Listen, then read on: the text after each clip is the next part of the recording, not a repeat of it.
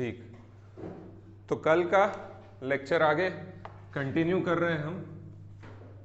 Features या फिर विशेषताएं देख रहे हैं कॉन्स्टिट्यूशन की। क्या क्या प्रमुख विशेषताएं हैं? तो जैसे कल हमने देखा था, पहली विशेषता सबसे बड़ा लिखित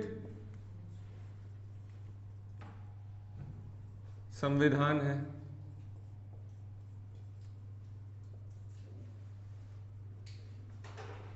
बिगेस्ट या फिर largest written constitution of the world. इसमें अपन ने देखे थे क्या कि पार्ट्स में डिवाइडेड था। कितने पार्ट्स हैं आज की डेट में? 25 हैं। कितने आर्टिकल या अनुसूची हैं? 470। और वहीं पे कितने शेड्यूल हैं? 12 शेड्यूल हैं आज की स्थिति में, है ना। और क्यों बड़ा था ये सब भी रीजन देखे थे। क्यों सबसे बड़ा है? तो ज्योग्राफिकल रीजन है। इसके अलावा गवर्नमेंट ऑफ इंडिया एक्ट कौन सा? 1935 का। और क्या रीजन थे? कि लीगल पर्सन्स थे इसमें, जिनकी व्याख्या करने का तरीका वैसा था। और क्या रीजन देखे थे बड़ा होने का? सिंगल कॉन्स्टिट्यूशन है पूरे इंडिया के लिए, है ना। तो ये सारे कारण से जो है हमारा कॉन्स्टिट्यूशन बहुत बड़ा है। अब देखेंगे अगला पॉइंट की drawn from various sources. Drawn from various sources या फिर विभिन्न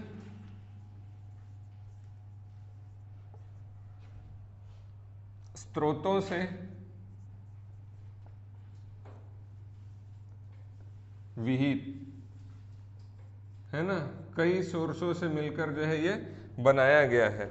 तो कई सोर्स होने के कारण जो है ये आपस में बहुत बड़ा हो गया है। भीमराव अंबेडकर का एक स्टेटमेंट है, ये स्टेटमेंट वगैरह भी याद रखना, है ना। भीमराव अंबेडकर का स्टेटमेंट है कि रैनसेकलिंग दी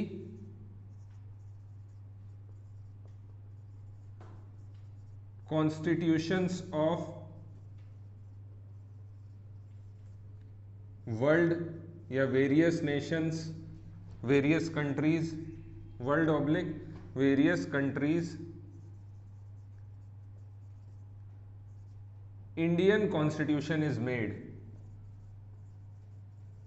या फिर Indian constitution is made by ransacking the constitution of various countries. Ransacking मतलब छानने के बाद, है ना। तो लिख लो, विश्व के कई देशों के संविधान को छानने के बाद जो है क्या बना है? भारत का संविधान निर्मित हुआ है।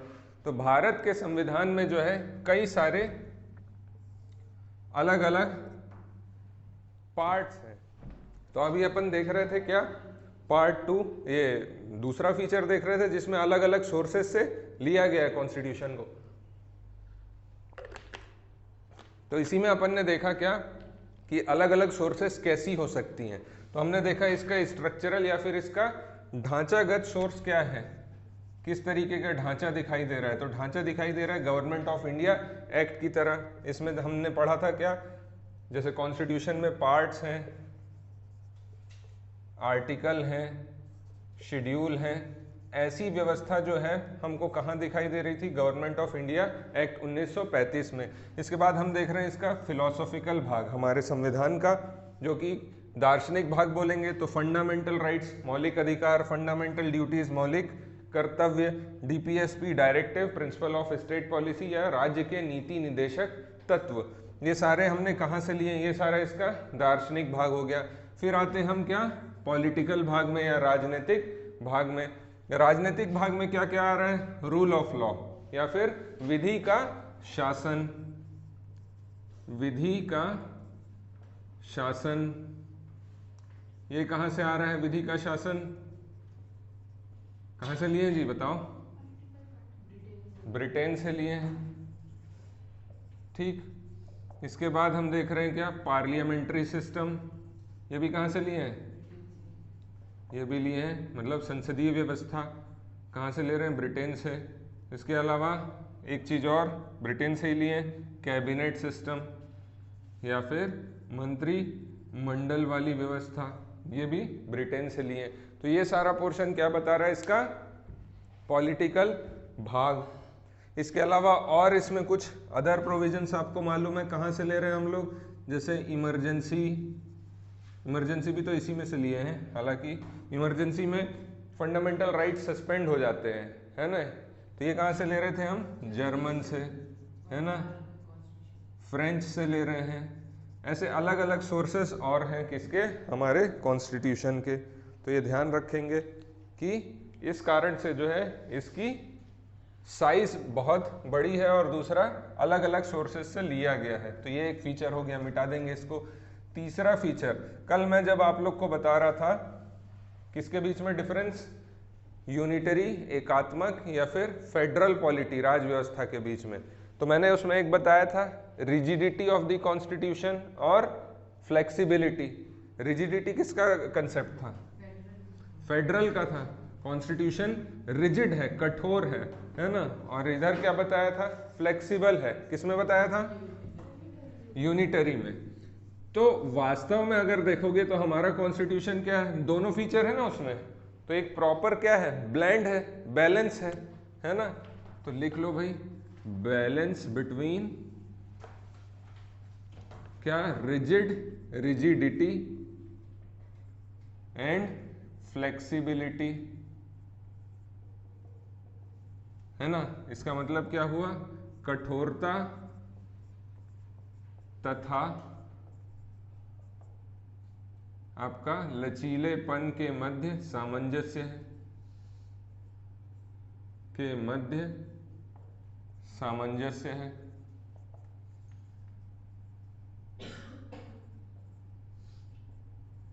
ठीक, तो इसमें अब मेरे को बताएंगे आप लोग कि अच्छा, आप लोग सुने नहीं होंगे, आपको कॉन्स्टिट्यूशनल अमेंडमेंट होता है, अच्छा ये भी पढ़े होंगे जब अपन ने बात किए थे 1976 में आया था 42वां संविधान संशोधन, बताया हूँ किसी को, 76 में आया था। जिसको नहीं भी पता होगा तो हमारे संविधान में ऐसी व्यवस्था है कि इसको संशोधित किया जा सकता है ना।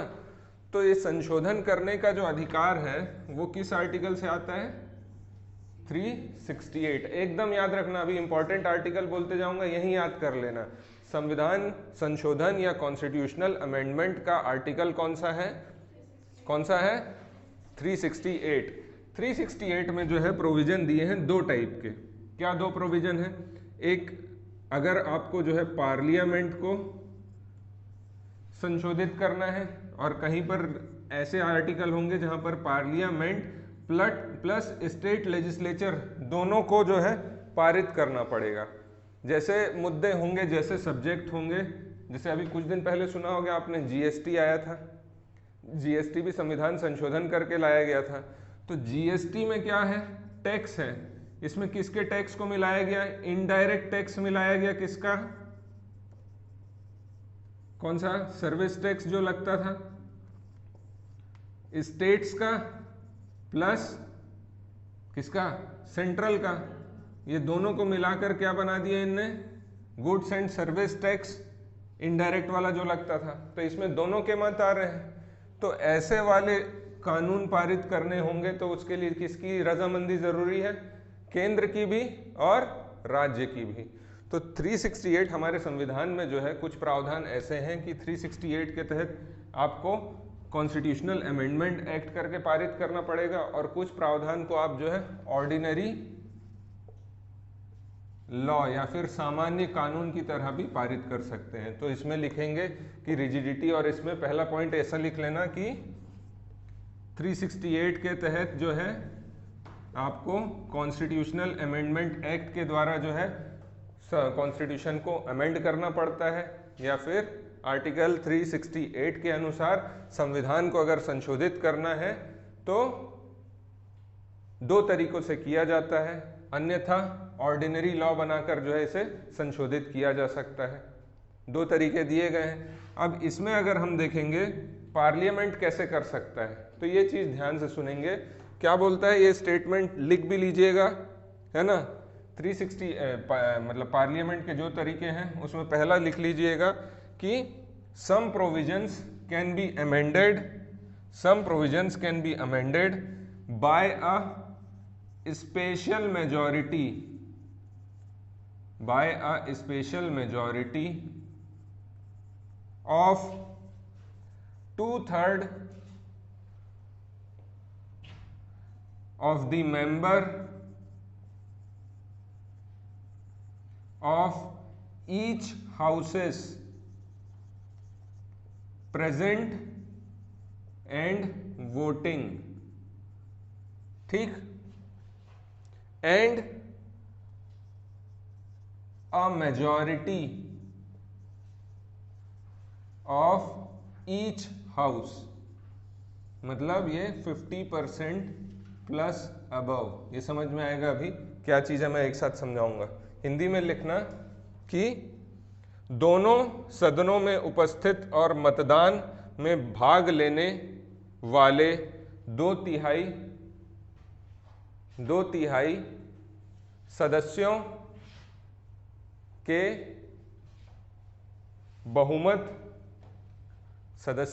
बहुमत और प्रत्येक सदन का बहुमत जो कि 50% से अधिक, और प्रत्येक सदन का बहुमत और 50% के अधिक। ऐसी मेजॉरिटी को या ऐसे तरीके से अगर पारित करना है तो इसको बोलते हैं हम क्या, स्पेशल मेजॉरिटी, है ना, स्पेशल मेजॉरिटी। ये क्या बोल रहा है स्टेटमेंट, समझ में आ रहा है? सपोज मैं बोलूं कि किसी हाउस में, सपोज ना सिचुएशन है 90 मेंबर है ना, 90 का मेजॉरिटी 2/3 कितना हो जाएगा, 90 का 2/3 कितना होगा, 60, ठीक है। तो ये बोल रहा है कि special majority of 2/3 of the member of the house present and voting. तो सपोज जो है 90 में से जो 2/3 जो है जो प्रेजेंट है और वोट कर रहे हैं वो 2/3 होना चाहिए, मतलब 90 के 90 प्रेजेंट है मान लो, उसमें से 2/3 जो है वोट करेंगे और वो 50% से अधिक होना चाहिए, मतलब किससे अधिक होना चाहिए, 45 से अधिक होना चाहिए, समझे? तो इस तरीके की मेजॉरिटी को क्या बोल रहे हैं हम, स्पेशल मेजॉरिटी। अगर 90 के 90 प्रेजेंट हैं तो एक ये हाइपोथेटिकल सिचुएशन बोल रहा हूँ। इधर पे क्या बोलेंगे, इस जो जहाँ पे पार्लियामेंट और स्टेट लेजिस्लेचर दोनों चाहिए, कहाँ पर, दूसरे भाग में, है ना। तो दूसरे भाग में क्या बोल रहा है कि स्पेशल मेजॉरिटी से आपको पास करना पड़ेगा या विशेष बहुमत से पास करना पड़ेगा क्या, कोई भी कानून को पार्लियामेंट में, संसद में, ठीक। और इसी को बाद में जो है, सपोज हमारे यहाँ आज की डेट में कितने स्टेट हैं, 28 स्टेट हैं, तो 28 में से लगभग जो है हाफ स्टेट्स जो है इस पर रजामंदी दें, हामी भरे, है ना, रेटिफाई करें इस एक्ट को। रेटिफाई याद करना शब्द, रेटिफिकेशन दें, ठीक है। तब ही जो है ऐसे, जैसे जीएसटी वाला मुद्दा था, जीएसटी वाला मुद्दा पारित कैसे हुआ, पार्लियामेंट में स्पेशल मेजॉरिटी से हुआ, राज्यों में आएगा तो राज्य इसको नॉर्मल मेजॉरिटी से, नॉर्मल मेजॉरिटी का मतलब क्या होगा कि 50% से ऊपर, है ना। नॉर्मल मेजॉरिटी या सामान्य बहुमत अगर बोल रहे हैं तो 50% से ऊपर, स्पेशल मेजॉरिटी बोल रहा हूं तब ऐसी सिचुएशन आएगी, ठीक है। तो यहां पर बोल रहे हैं कि पार्लियामेंट को जो है स्पेशल मेजॉरिटी से और राज्यों को जो है नॉर्मल मेजॉरिटी से जो है पारित करना होगा, और जिसमें जो है आधे राज्य इसमें अपनी हामी भरें, तभी ये वाला जो है ऐसे केसेस जो है पारित होंगे। आर्टिकल 368 पढ़ेंगे हम, अमेंडमेंट ऑफ द कॉन्स्टिट्यूशन, वहाँ और डिटेल में समझ में आ जाएगा। अभी जितने फीचर देख रहे हैं हम, क्या देख रहे हैं, सारे के सारे क्या हैं, एक ब्रीफ है पूरे संविधान का। तो ये भी एक क्या है, बैलेंस दिख रहा है। तो ये दोनों चीज क्या है, रिजिड है, दिख रही है, कठोर है ना, आसानी से जो है अमेंड नहीं हो सकती हैं। लेकिन वहीं कुछ फीचर्स ऐसे दिखेंगे जो ऑर्डिनरी लॉ से जो है आप पास कर सकते हो, जैसे राज्यों का निर्माण। अभी हम जब पढ़ेंगे आर्टिकल 2(3) तो उसमें देखेंगे छत्तीसगढ़ भी बना है, तो इसके लिए जो है कोई संविधान संशोधन नहीं करना पड़ेगा, है ना। तो ये आसानी से पारित किए जा सकते हैं। तो ये सब किस में आएंगे, ऑर्डिनरी लॉ या सामान्य कानून। तो हमारे अब ये दिख रहा है क्या, लचीला, फ्लेक्सिबिलिटी दिख रही है।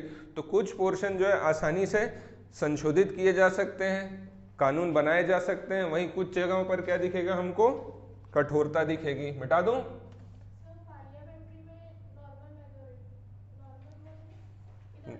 ये नॉर्मल मेजोरिटी मतलब मैं बोल रहा हूँ 50% प्लस, है ना, जो भी present and voting 50% plus. Parliament नहीं, ये स्टेट लेजिस्लेचर को रहेगा ये वाला, इनको स्पेशल मेजोरिटी से पारित करना रहेगा। यहाँ पे नॉर्मल मेजोरिटी से पारित करेंगे, लेकिन आधे स्टेट कम से कम उसमें हामी भरना जरूरी है, तभी ये वाला केस पारित होगा। इसको पढ़ेंगे और डिटेल में आपको और क्लियर हो जाएगा 368 जब पढ़ेंगे। चलिए अगला फीचर नोट करेंगे। अगला फीचर है फेडरल सिस्टम विथ यूनिटरी बायस। ये वाला नहीं लिखाऊंगा, आपको पता है, कल डिस्कस कर चुके हैं। फेडरल सिस्टम विथ यूनिटरी बायस, है ना, लिख लो। संघीय व्यवस्था जिसमें एकात्मक की ओर झुकाव है। कल पढ़े हैं ना, एक आध एग्जाम्पल दो मेरे को।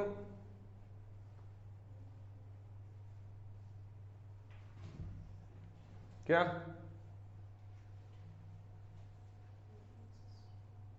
अरे गवर्नर का अपॉइंटमेंट कौन कर रहा है? केंद्र कर रहा है ना, प्रेसिडेंट को भी केंद्र ही बोल रहा है, केंद्र कर रहा है। तो ये क्या हो गया, एकात्मक सिद्धांत हो गया। हालांकि हमारे यहाँ पॉलिटी कैसी है, राज व्यवस्था कैसी है, डुअल है, लेकिन आप देख रहे हो झुकाव किस तरफ है, एकात्मक की ओर है। फिर मेरे को बताओ, इमरजेंसी लगाना कौन लगाता है? राज्य लगा सकते हैं क्या? नहीं, सेंट्रल लगाएगा। ये भी क्या है होगा आपका फेडरल फीचर विथ यूनिटरी बायस। इसके अलावा आप देखोगे और क्या बोल सकते हो, जजों की नियुक्ति या फिर जजों को अगर हटाना है तो ये सब मुद्दे भी कहां पर होंगे, उधर से ही होंगे। नए राज्यों का निर्माण करना है, ये भी क्या होगा आपका, सेंट्रल की ओर झुकाव। सिंगल सिटीजनशिप है।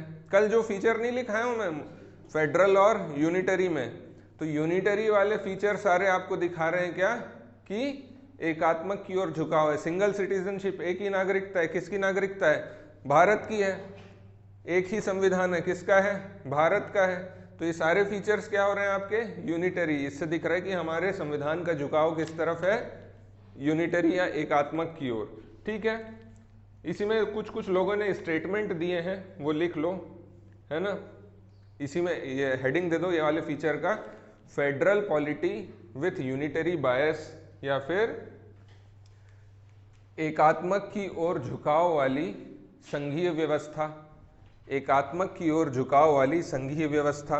इसमें देखना, लिखना कि आर्टिकल 1 क्या कहता है। आर्टिकल 1, तो आर्टिकल 1 ये बोलता है कि इंडिया इज, कल मैंने फेडरेशन जब बताया तब बोला था फेडरेशन के लिए सबसे बेसिक चीज क्या है कि एग्रीमेंट या ट्रिटी होनी जरूरी है। किसके बीच में? दो पार्टियों के बीच में।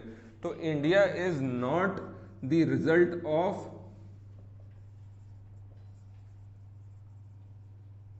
क्या, एनी एग्रीमेंट और ट्रिटी।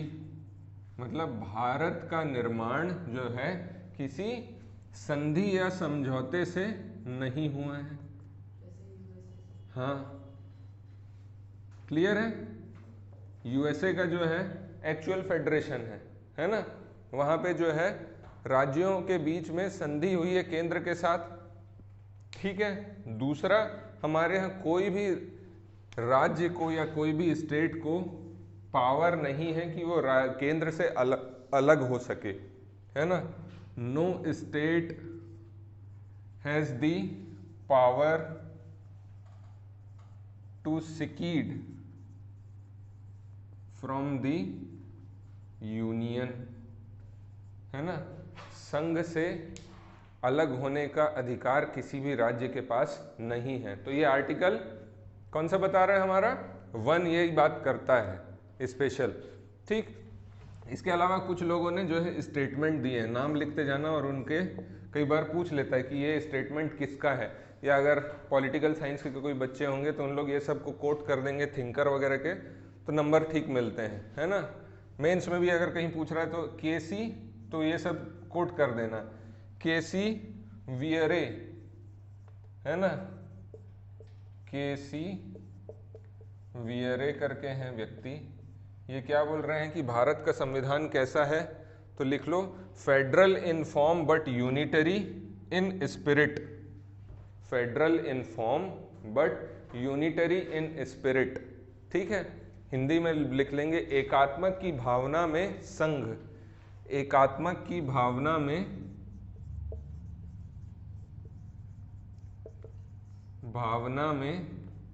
संघ। ठीक है, दूसरा लिखेंगे क्वासी फेडरल। क्वासी मतलब समझते हैं, वर्ड सुने क्वासी क्या होता है, अर्ध को बोलते हैं, आधा, है ना, तो इसको बोल सकते हैं अर्ध संघ। अर्ध संघ किसने बोला है, ये केसी वियरे ने। दो स्टेटमेंट दिए हैं, क्या, federal in form but unitary in spirit, दिख रहा है, और क्या बोल रहा है, क्वासी फेडरल बोल रहा है। तो ये हो गया केसी वियरे का।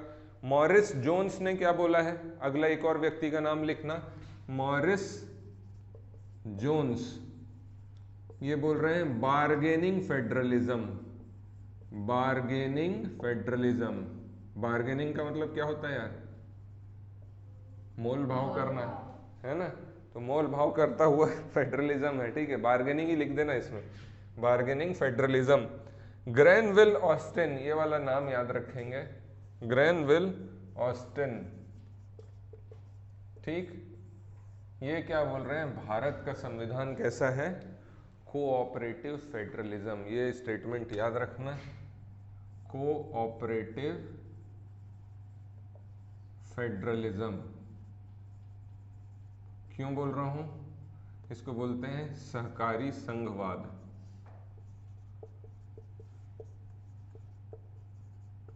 अभी मैंने बोला था क्या, प्लानिंग कमीशन की जगह कौन सा बॉडी आया हमारे यहाँ, नीति आयोग आया है। तो ये नीति आयोग जो है उसके पीछे अवधारणा यही बोली गई है कि ये क्या है, कोऑपरेटिव फेडरलिज्म के आधार पर स्थापित किया जा रहा है। कोऑपरेटिव मतलब संघवाद में भी क्या हो, कोऑपरेशन हो, है ना, एग्रीमेंट हो गया है तो एक दूसरे की अपोजिशन में जाने के बजाय क्या करना चाहिए, सहयोग करना चाहिए। ठीक है, तो ये याद रखेंगे इतने कुछ स्टेटमेंट। ठीक, एक और लिख लो इसी में नाम, आइवर जेनिंग्स का भी लिख लो, आइवर जेनिंग्स।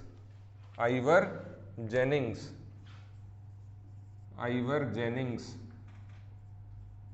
क्या बोल रहे हैं, आइवर जेनिंग्स ये बोल रहे हैं federalism with a centralising tendency. Federalism with a centralising tendency, इसका मतलब क्या है, तो केंद्रीकरण प्रकृति के साथ संघ। केंद्रीकरण प्रकृति के साथ संघ। ठीक है, कौन बोल रहा है ये, आइवर जेनिंग्स, ये लिखा हूं नाम, आइवर जेनिंग्स।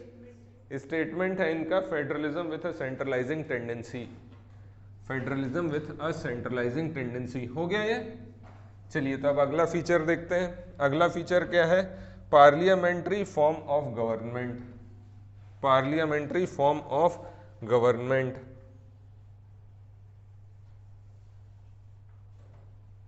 ठीक, तो हमारे यहाँ क्या है भाई, पार्लियामेंट्री सिस्टम है, और पार्लियामेंट से क्या बन के आती है हमारे यहाँ,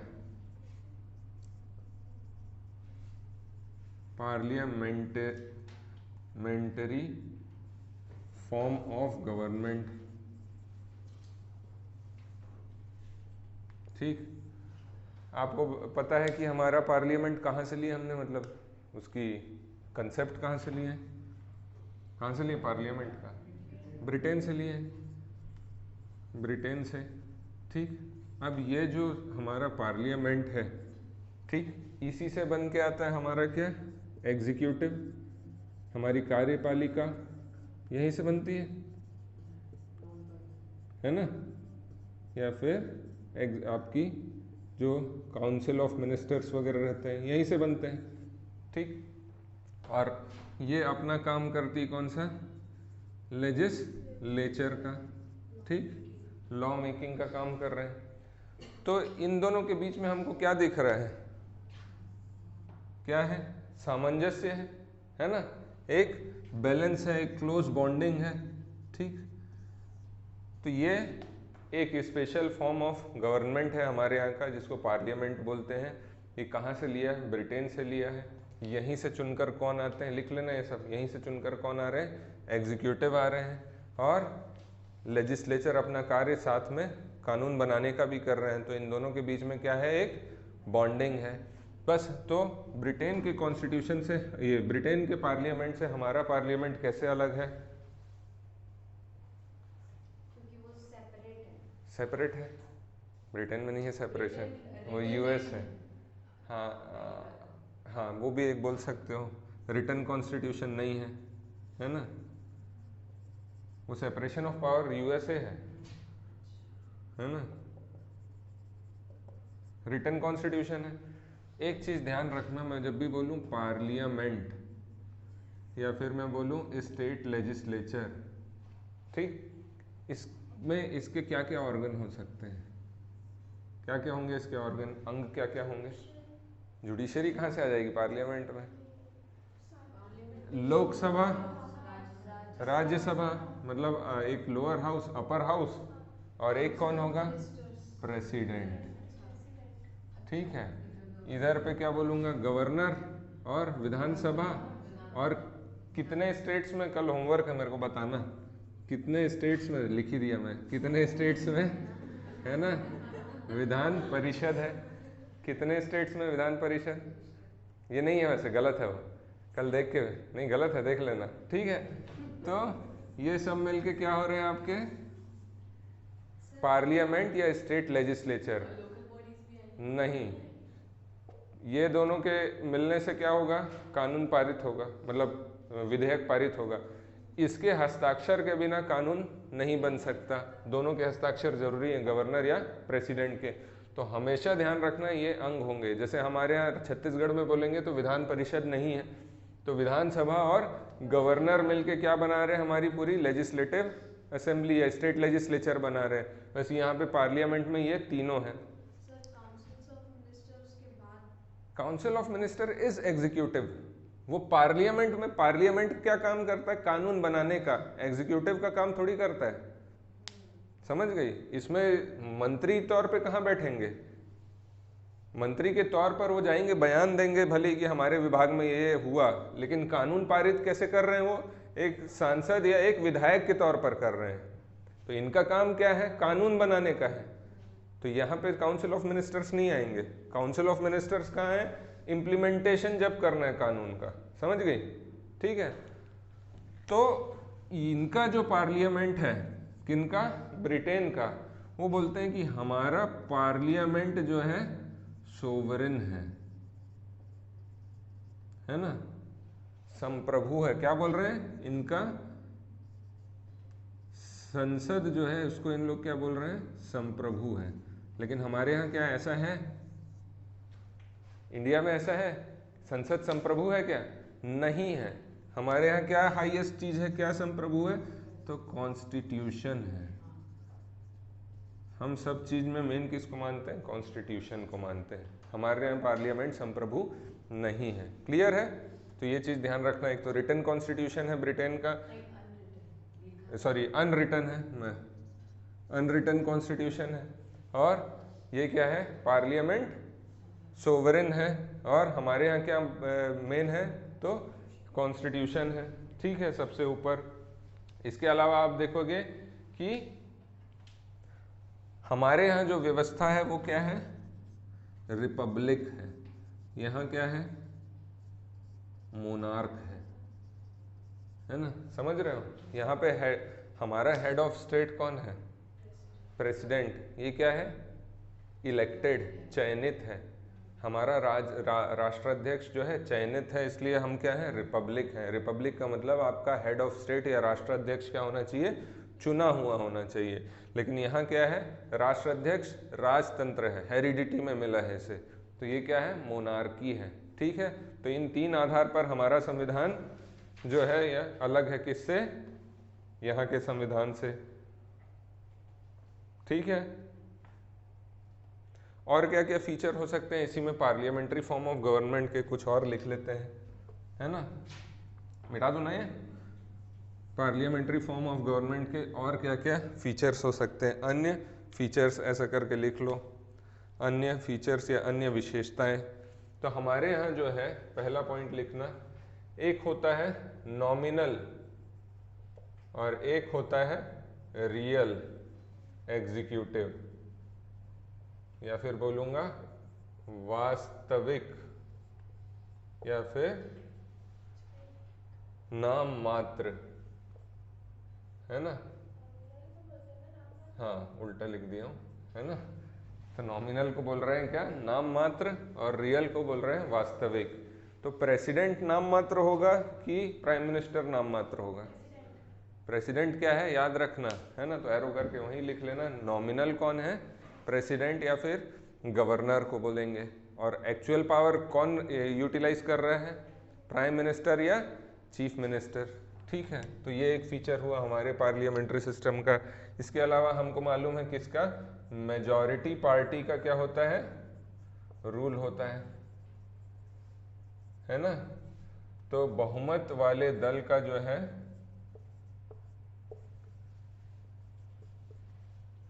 का शासन होगा,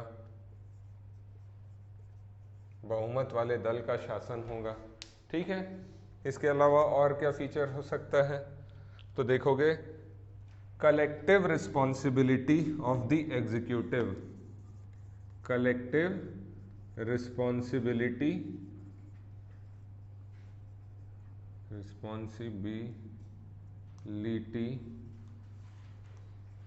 ऑफ द एग्जीक्यूटिव, है ना? तो कलेक्टिव का मतलब क्या होता है भाई? संयुक्त, है ना? तो संयुक्त तौर पर जो है किसके लिए जवाबदेही है?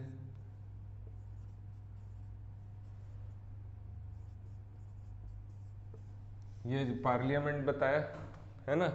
पार्लियामेंट में जो है ये लोकसभा है, लोकसभा में ये लोग क्या है? चुन के आ रहे हैं, है ना? लोकसभा में अगर इनका बहुमत कम हो जाता है तो ये सरकार क्या होती है? गिर जाती है। क्यों गिर जा रही है? क्योंकि भाई यहीं से चुनकर ये क्या बन रहे हैं? एग्जीक्यूटिव बन रहे हैं। तो इनकी जवाबदेही किसको है? लोकसभा को या फिर पार्लियामेंट को, है ना? तो समझ में आया? कलेक्टिव रिस्पॉन्सिबिलिटी का मतलब एग्जीक्यूटिव पूरा का पूरा क्या? Council of ministers are collectively responsible to the parliament या फिर लोकसभा, है ना? संयुक्त तौर पर किसके लिए जवाबदेही है इनकी? लोकसभा बोलेंगे, लोकसभा ही बोलेंगे क्योंकि लोकसभा में ही हम आगे देखेंगे नो कॉन्फिडेंस मोशन वगैरह लाया जाता है। ठीक, लिख लिया ये। उसके बाद हम देख रहे हैं क्या? मेंबरशिप किसकी? लेजिस्लेचर और एग्जीक्यूटिव दोनों में मेंबरशिप है। सदस्यों की जो सदस्यता है किसमें है? लेजिस्लेचर में भी, कानून भी बना रहे हैं और कानून इम्प्लीमेंट भी कर रहे हैं, तो दोनों जगह क्या है? मेंबरशिप है। तो लिख लो, ये भी एक फीचर होगा, है ना? सदस्यता या फिर मेंबरशिप कहाँ कहाँ? तो लेजिस्लेचर और एग्जीक्यूटिव दोनों में। और फीचर क्या हो सकता है? लास्ट लिख लो, वही, हाँ, डुअल मेंबरशिप भी लिख सकते हो इसको, है ना? लास्ट लिख लो डिसोल्यूशन ऑफ लोकसभा, या लोकसभा से बेटर लिख लो निम्न सदन, निम्न सदन का विघटन, निम्न सदन लोअर हाउस का डिसोल्यूशन। हर 5 साल में होता है, इलेक्शन आते हैं ना, तो ये भी एक क्या फीचर हमारे पार्लियामेंट का है। लिख लिए? लिख लिए? चलो अब एक दिखा रहा हूं, उसके बाद ब्रेक दूंगा। छठवां फीचर लिखो। छठवां फीचर है synthesis of parliamentary sovereignty and judicial supremacy. लिखो, संसदीय संप्रभुता तथा न्यायालय की सर्वोच्चता के मध्य समन्वय। लिख लिए? सिंथेसिस ऑफ पार्लियामेंट्री, क्या बोल रहा हूं? समन्वय किसके किसके बीच में? सिंथेसिस बिटवीन जुडिशियल सुप्रीमेसी, है ना? सुप्रीमेसी ठीक, और दूसरा क्या बोल रहा हूं, पार्लियामेंट्री सोवरेनिटी। इन दोनों के बीच में हमारे यहाँ क्या है, समन्वय है। समझ में आया क्या चीज बोल रहा हूं, हिंदी में बोलूं क्या, है ना, समन्वय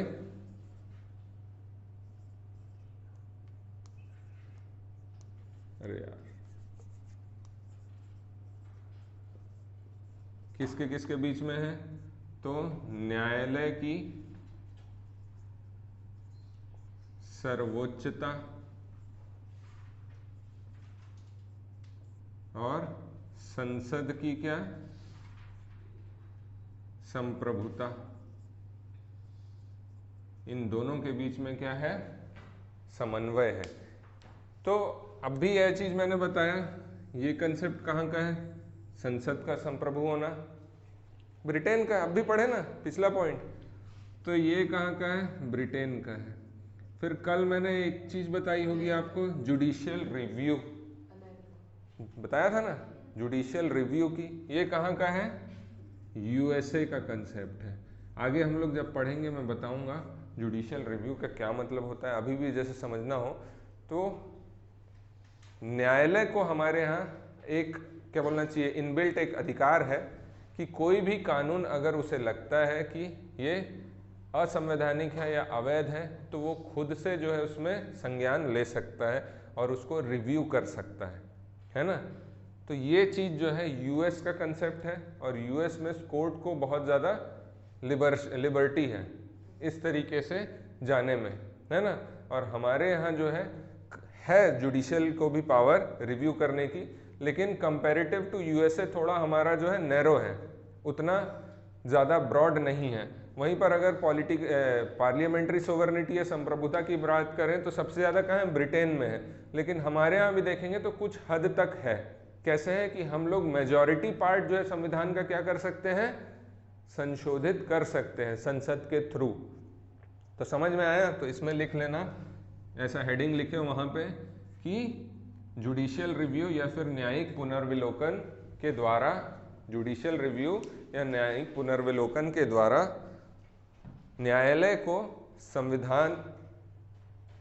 को कानूनों की वैधता जांचने या व्याख्या करने की शक्ति है ना। Court have the power to interpret the validity of the laws, है ना। हालांकि यह अमेरिका के संवैधानिक सर्वोच्चता से कम है, दो it is lesser than the judicial supremacy of USA. ठीक है। उसके बाद अगला इसका देखेंगे सोवर्निटी पर, संसद में, नोट कर लिए। सोवर्निटी में देखना क्या बोल रहा है कि हमारा संसद जो है ब्रिटेन के संसद जितना संप्रभु नहीं है, परंतु संसद को मेजॉरिटी या फिर बहुत सारे हिस्से को जो है संशोधित करने का अधिकार है। क्लियर है। तो ये क्या हो जाएगा, संसदीय संप्रभुता वाला मुद्दा हो गया। दोनों के बीच में हमारे क्या रखा गया है, एक सोवर्निटी सिंथेसिस बनाया गया है, एक समन्वय स्थापित किया गया है। क्लियर है। तो इसके बाद और आगे का देखते हैं, 5 मिनट का ब्रेक।